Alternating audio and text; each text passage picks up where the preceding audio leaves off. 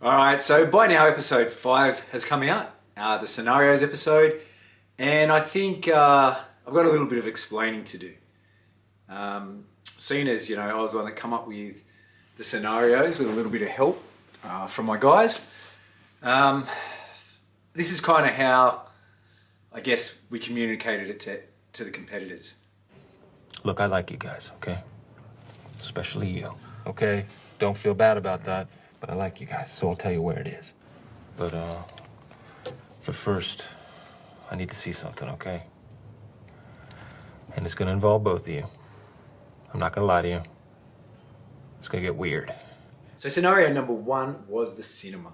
Now, the cinema, you had a significant other, a partner, who was very loud, who was very confrontational, who wanted you to fight for them.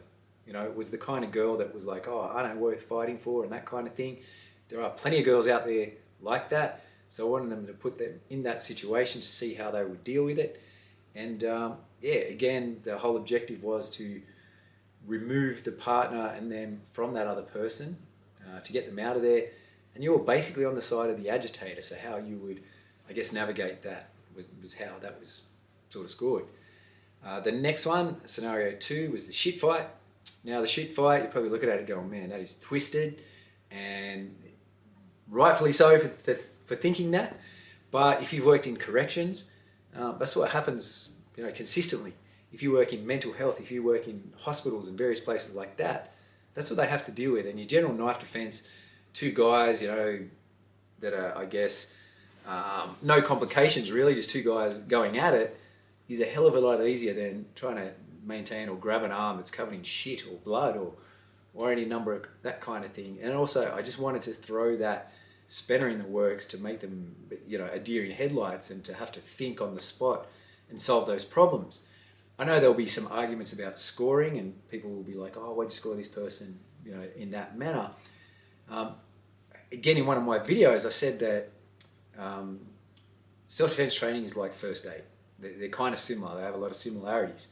One thing about first aid training in Australia, there's an acronym called Doctors ABCD, which the D in that stands for danger. And so the first thing you have to do is evaluate the situation and go, am I in any danger? And if you are, then you don't do first aid. You leave, because there's no point having, additional, I guess, patients sitting there in trouble, or additional bodies.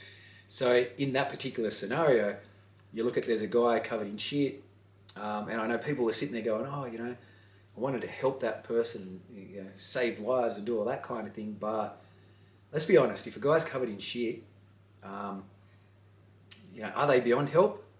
Maybe not, as a whole, but in that given moment, get out of there and don't get those bodily fluids on you. Same with the blood person as well. So to look out for that. So the best bet was to get yourself out of there.